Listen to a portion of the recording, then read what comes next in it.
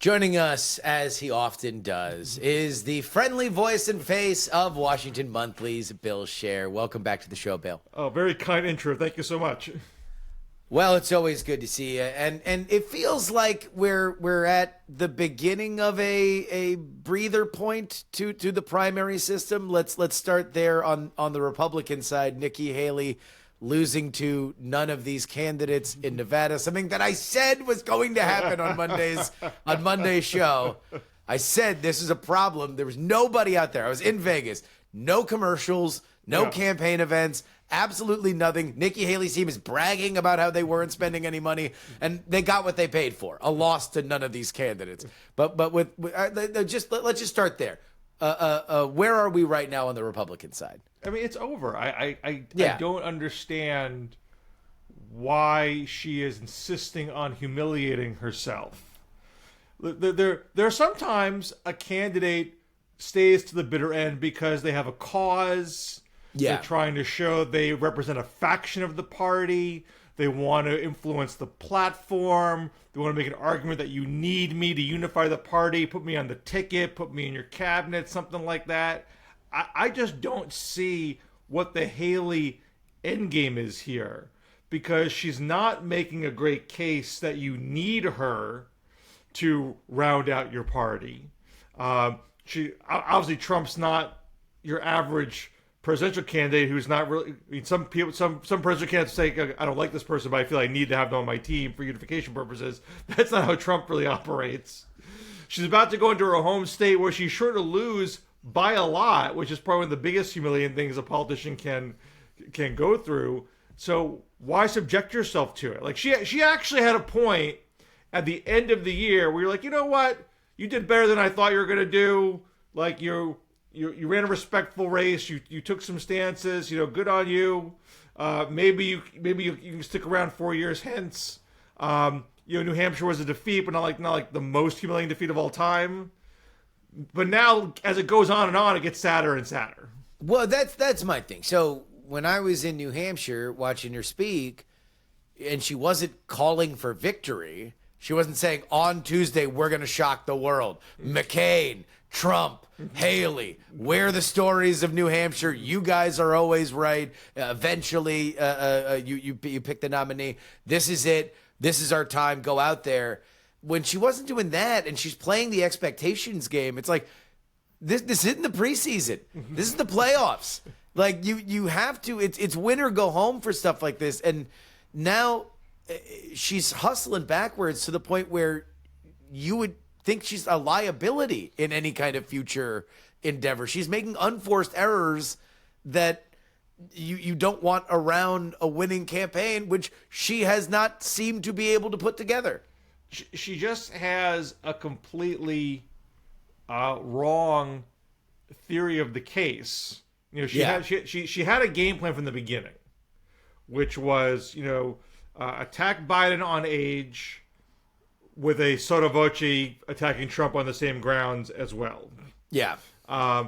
Outlast everybody else, make it a two-person race, and then consolidate that anti-Trump vote.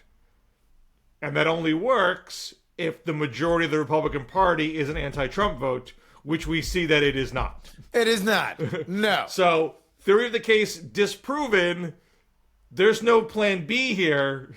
Time to go home. Now, like, if you're Chris Christie, for example, if Chris Christie wanted to barrel through and take his shots to the bitter end, I would kind of get it, because what's Chris Christie's soft landing spot? A TV contract gig, which the same TV contract he had that he left. What's the thing? He already has it. ABC. Yeah. He already has it, so he didn't have to stick it out for 3 months to get it. He already has it. Yeah. But he's sort of like a lively character, so he can still generate news and whatnot. So I would kind of get that. Haley is just so aggressively mediocre. She's so meh. Which is why you can get the occasional poll, which she might beat Biden by better than Trump, because it's like, okay, like, you are just so boring, okay. But that's not enough to justify, you need me on the ticket, you need me in your cabinet, you need me on your TV show. Like, she's not a ratings driver, she's not an energy driver. She's just, So nor do I really think that she's consolidating any kind of vote that wasn't already there by way of anti-Trump vote. Right, like what's all she has. She's not turning anybody. I don't think that she's finding any Democrats to say, well, I would vote for Republican if it were Nikki Haley. I mean, there might be a little bit of that, but at this point, when she's doing mean tweets on Jimmy Kimmel, like you're running like a kinder, gentler, more left-leaning Chris Christie, which Chris Christie failed. Like his theory of the case failed before yours did. You were the just right porridge of Chris Christie being too hot and Ron DeSantis being too cold on anti-Trump sentiment. You were just right, but you don't really have anything else. And I do think it's getting embarrassing. The difficulty of the task, and it was always going to be. I mean, I thought you talked to me in January 2023. I'd say this is possible. There's a path here. Oh yeah, but it required stitching together not just anti-Trump, but existing soft Trump. Not everyone in the Republican Party is a diehard cultist. No. That's clearly a good chunk of it, but it's not everybody. No. Because you saw the Trump numbers sag after the midterm. There was a faction of like, I like Trump, but like he's not everything. And if someone else can get the job done, fine with me. And so you had to find a way to get those folks who didn't have the antipathy towards Trump with the folks to do and find some unifying thread. And Christie was too far one way. He needed reinforcements. Like maybe there was a way if other Republicans who are more median voter were vocally attacking Trump and saying, look, Trump is toxic for us. We need to get rid of him. So Christie couldn't be a one-man band. He needed help. He never got it. Haley needed a unifying theory, which for her was age. Yeah. As it is for Dean Phillips on the Democratic side, and this is one of my drum beats, ageism is unproven as a rallying cry, not just this year, but any time it's been tried. Yeah. So somebody who generally likes a candidate it's hard to get that person to say, I agree with this person like 95% of the time. I'm going to abandon them over age. It just doesn't happen very often. I mean, it certainly hasn't happened, if what I can see, at the presidential level. Yeah. So she tried that card. It didn't work. Game over, kid. Try something. Go find another job. Yeah. And that's the question is I wonder whether or not she stays in politics or just, finds another board gig. Does the Paul Ryan route where she can bounce around in the private sector. That's a more likely option because she doesn't even have great cred in her home state. Her home state is far Trumpier than she is. Well, that's the thing. Like, not now. Not if she takes a 25-point loss like she might at the end of the month. But we'll have plenty of time for that as we get closer to it. Let's swing on over to the Biden side. I may do this as a general barometer for folks, especially if the polling is as gruesome as it was for the NBC poll over the week. But Bill Scher, as somebody who has watched Democratic circles for many, many years, how wet is the bed by percentage? Well, I think there are competing narratives going on in the Democratic Party. There's the Dean Phillips narrative, which I think is probably shared by some, which is, look, he's losing Trump in the polls. He's losing nationally in most polls. He's losing in most swing states. Even though the economy is good, can't you see this guy is just dead man walking? Save yourself before it's too late. I'm sure there are still people in that mode. But at the same time, here's Biden winning these states. I mean, so he won New Hampshire without even being on the ballot. He won Nevada with 90% of the vote, and some of that anti-Biden vote was none of the above. It wasn't even Marianne Williamson or the name of the candidate. I think Dean Phillips's chances are already here. But is it a barometer of party strength that he's doing as well as he is, and of course he romped in South Carolina as well with 95%, I believe it was. So there. Whatever discontent there is in the Democratic Party with Joe Biden, it's not materializing when it's time to vote. No, but that's a low bar. We don't normally hold what we would think of as non-contested primaries from an incumbent to thresholds on win total. I'm just saying that as far as degree of bedwetting quotient right now. Okay, gotcha. The people who... That would be the wettest bed. The wettest Right, bed right. is Dean Phillips notching double digits Right. or something like that. You're not seeing the party in open war with itself Gotcha. in these primaries. So it's going to be pretty easy to consolidate and suit up for the general election, which essentially is already happening. Yes. The challenge now for Biden is to say, this economy that you clearly like because your consumer confidence is up and you're spending money and you have more disposable income and you're going on vacation, guess what? I had something to do with it. That's the challenge between now and November. Yeah, and I guess the NBC poll that I referred to, it has Trump up double digits on the economy, up double digits on the border, up double digits on competency and ability to run things, which is something that Biden dominated him on in 2020. And really the big flashing light for me was Biden with only a 2% lead on abortion. Now that is an outlier compared to other polling, but I don't know. I'm kind of two minds. My gut feeling on stuff like this is, look, it's a long way out. A lot can change. And, I don't think there's a lot of surprises with these two guys. And I do wonder if there are consistent issues which Biden has trailed on the economy. And we both agree that this is going to, be an election that will be defined by Biden's ability to make himself a credible steward of what is going on positively with the economy.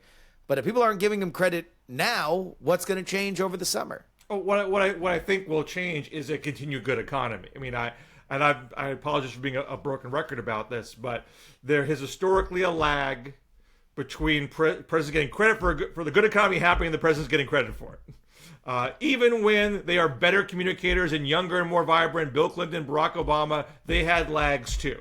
Now, I agree Biden has a bigger challenge with it because people are sort of baked in like this guy is not all there. He sounds old. He sounds tired. It makes me anxious. I don't know what's going to happen next. Is he falling apart in front of my eyes? I just don't know. And it's also kind of like with the border. Just ask Francois Mitterrand. Right. I mean, look, Biden can't keep his foreign leaders straight, and Donald Trump can't keep Nikki Haley and Nancy Pelosi straight. So there's a certain neutralizing effect. At least both of them are alive. I did actually have to do, because the last time that I remember, the oldest gaffe ever that I can remember is Bob Dole calling the Los Angeles Dodgers the Brooklyn Dodgers in 1996. And so I had to look it up. I think Bob Dole, at the time that he made that was like a 38-year-old reference that he got wrong, and Biden was 29, a 29-year-old reference that he got wrong. Republicans were still making fun of Barack Obama because he said 57 states instead of 50 states in the primary season. And he did that because there are 57 contests in the presidential primary, like the Virgin Islands and Guam and stuff like that. Yeah, with all the protectorates and territories. Like people misspeak. People say dumb things sometimes, particularly when you're in the spotlight and you're just constantly talking all the time. And Biden has always done it more than most. That's true. That's true. So that's why I don't jump to he has dementia, because this is the kind of misspeaking that we all do at some point in our lives. And if you were on TV as much as Joe Biden does, you would be caught doing it a lot more. Yes. So the question really is, in my mind, after months and months and months of a good economy, not just a few months of a good economy, because there's still, I think, some inflation overhang that people are still irritated with. After it's been going on for a good long while, and maybe it doesn't. If the economy goes south, we will arise. But if we're on the track that we're on right now, and you say good economy, because I do think that a lot of the other factors, employment, stuff like that, that's up. There are some worrying signs with credit card debt, but in general, things are the underpinnings that we normally talk about for good economic indicators are there.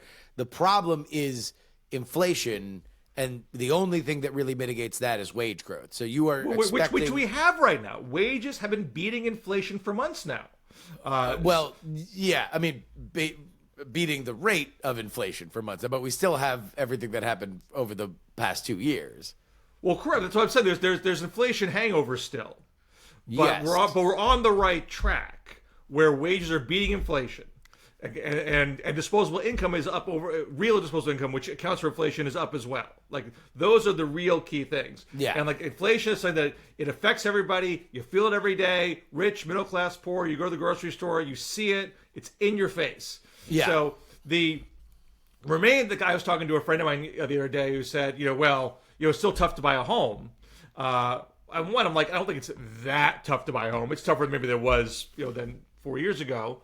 But rates are not like totally through the roof. People still buy homes. Yeah, comparatively to the very, very low interest rates that we had for correct, one might argue longer than we should have. Correct. It is still hard, but not historically. Right. But not everybody is trying to buy a home every single day of their lives. There's a certain group of people trying to buy a home. It's a very small faction of America. One day, Bill, I'm gonna make this podcast thing pay off, so I can be worried about buying a house every day.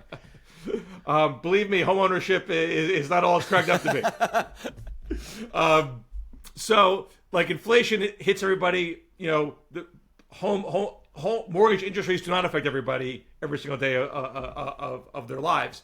So, if that's the only thing that is bugging people, that's not enough to upend the presidency. I mean, for all the history that we have, an incumbent president who is presiding over solid GDP growth, low unemployment, real wages increasing, real disposable income increasing, those people win. Like, you can't find an example where that incumbent loses. Now, maybe Biden's the first one. Maybe age is the X factor, border's an X factor. I can't say 100% certainty, but it would be incredibly unusual for the average voter to say, like, you know what, things are going on pretty well in my life over the past year, therefore I'm going to change horses. That's not what happens typically. I mean, the only thing that I would add as a caveat to that is that the guy he's running against also had a really strong economy before COVID hit. And so there is an argument to say, like, okay, even if the economy is doing good, I don't trust Joe Biden with it. I trust Donald Trump more with it. Well, and Trump's going to try to prosecute that. Now, I would think if you go into the weeds of the argument, it doesn't hold up. His economy wasn't amazing. It was an extension of the economy he got from Barack Obama. His job growth year to year was it's like a tick worse than Obama's at the end, but roughly the same. And then the pandemic hit, which was a nuclear bomb on the economy. And I think he deserves responsibility in part for that. He mishandled it on the front end and made it much worse than it had to be. So Biden has that to give it in response. That was the big reason why Biden was winning in those chaos or competency polling things all throughout the 2020 election, was because of Donald Trump's handling on COVID. How do you make those numbers going against Biden now? Well, keep in mind, Biden was beating Trump in trial heat polling before the pandemic. Yes. Trump was already underperformed. If someone was going to lose with good economic numbers, it was going to be Donald Trump, because he was never 50% job approval. He barely won in the first place. He did everything possible to alienate the average swing voter, and wasn't getting credit himself for the good economy. But then it got compounded with how he handled the pandemic. So Biden's challenge, because he doesn't exude competence through his age persona, and because there are other things that have happened, starting with Afghanistan, which I don't think is top of mind. Afghanistan was the time where everything went upside down for his approval rating. I don't think people talk about Afghanistan. I don't think Afghanistan is top of mind right now, but it began a concern that maybe this guy isn't as competent as I thought he was. Yeah. Then you have this extended period of inflation, which adds to that. And now you have the border influx. So things that Biden did do competently, which is get a lot of bipartisan legislation passed, which people didn't think he could do: infrastructure, semiconductors, gun safety, codifying same-sex marriage rights, debt limit deal, keeping the government open so far at least. Lots of things that he has done competently that he can point to. That is being undercut at the moment because you have border in the news every day. But maybe because Republicans have sabotage the deal that they helped negotiate. Now you're going to see Biden try to turn those tables and say, you know what, I'm prepared to do what has to be done to contain the border, and these guys won't let me because of just sheer, crass, low-rank politics. So let's swing on over to Congress, because it has certainly been more chaotic. I've tried to listen to the 360 degree of opinions on everything that has gone down, not only with this iteration of, essentially, this is a foreign policy or a foreign aid bill that the Biden administration has been trying to get through for 6 months now with Ukraine money.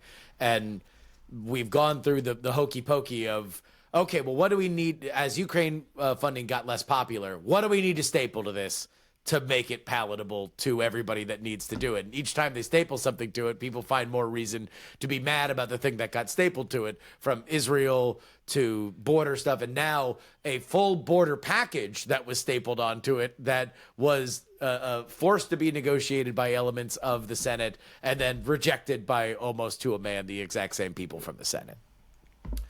I think the Republican Party is a broken party. And they're a broken party because of immigration. Fear of immigrants has just completely overtaken the party, and everything else is secondary to them. And this was on the rise before Donald Trump. I mean, look, and I wrote about this for the Washington Monthly today, so you can see my fuller argument at the WashingtonMonthly.com right now. I mean, Ronald Reagan was vocally pro-immigrant from the beginning of his campaign in 1979, which he launched literally 3 blocks from Trump Tower, where he said that we shouldn't be fearful of our neighbors, to his very last speech when he left the presidency, where he talked about immigrants being, the lifeblood of America. Passed an amnesty law in 1986. His successor, George H.W. Bush, passed another Immigration Act in 1990, which increased visas. But you started to see the anti-immigrant faction rise with Pat Buchanan in 1992.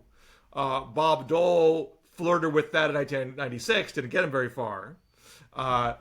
George W. Bush, also essentially pro-immigrant, tried to get a bipartisan bill passed to create a pathway to citizenship for the undocumented in 2006, 2007. That gets tanked as anti-immigrant sentiment on the right, hits a fever pitch. And Mitt Romney does the whole self-deportation thing in 2012, which doesn't work. And then there's this brief moment where Republicans say, well, maybe we got to just suck it up in immigration because we got to win elections here. But that doesn't last. They tank another bipartisan bill in 2013. And then here comes Donald Trump in 2015, 2016. They're bringing crime, bringing drugs, they're rapists, et cetera. Now, Donald Trump, as president, could not get immigration bills passed. Donald Trump instigated his own government shutdown. No president has ever deliberately shut down his own government for 35 days because he wanted border wall funding, which he did not get. He had to surrender after 35 days. He was offered a deal by Chuck Schumer at the start of 2018. We'll give you $25 billion in border wall funding, but you got to keep Barack Obama's DACA program, which this legalizes children of undocumented immigrants, and give them a pathway to citizenship. Trump, this would have fulfilled his own campaign pledge, and he did not take it. Because fixing problems is not what Donald Trump's Republican Party is all about. They feed off of the grievance and the fear. And to solve immigration is to take away the one thing that unifies this Republican Party. Because after Donald Trump, it's not foreign policy. It's not Russia, Ukraine. It's not North Korea. It's not Social Security. It's not trade. The reason why they want to tag on border security to Ukraine is Ukraine divides them. They don't want to have to face it. So they tack something else on it. When Biden called the bluff, they ran away. So the point is, Donald Trump is never going to solve the border, because solving the border then exposes the fact that they have nothing else that they agree on at this point. He needs the border to be in chaos to maintain his grip on the party. Do you think one last thing, and then we got to get out of here? Do you think that the border has separated itself from a baseline immigration argument, and that's to explain why you've seen some, like the approval rates for deportations from not only independents but also Democrats has gone up over the past 6 months? That what is happening at the border now is separating itself on some level from a larger idea on whether or not you like immigrants in the country. Yeah, I think people are wrongly conflating the two and thinking the border is really bad right now. Therefore, most Americans hate all immigrants. Yeah. And we see time and time again, it's far more complicated than that. Most people know immigrants in their community. They hire immigrants. They know people who have been here for a long time, are contributing to the American economy. So I don't think people really believe in like a mass deportation, which Donald Trump is currently talking about. What they don't like, very reasonably, is huge numbers of people coming in concentrated doses that municipalities can't process easily, can't find shelter right away, can't find work right away. Yeah. That puts genuine strain on budget resources. That's unlike what we've seen in the past 20 plus years. If you solve that front end problem, the fact that they can stay and contribute to the economy doesn't upset most people. Yeah. So that, and trying to explain that is complicated. Trying to find the policies to deal with is complicated. But quite frankly, I thought what they produced in the Senate was a pretty darn good job in trying to balance those competing goals. And the Republican Party, which says I need days and days to read bills and process the detailed legislation, didn't even try to do that because, again, solving problems is not what is keeping this party together. Yeah. It makes me kind of wonder on the Republican side specifically, there seems to be a real there are no adults in the room anymore issue there. There's nobody walking through that door that's going to calm things down, up to and including Mitch McConnell, who seemed especially impotent here in a way that he really hasn't in the past. He has had, even through the Trump administration, I think more of a steady hand on the wheel than we saw over the last few days. Bill, thank you so much for coming on. Where can people find more of your great work? Well, thank you very much. At WashingtonMonthly.com. I do a 3 times a week newsletter there, plus a weekly column. And I'm on X at Bill Scher and Threads at Bill Scher Media. Look at that. Thank you so much, Bill. Thank you. Take care.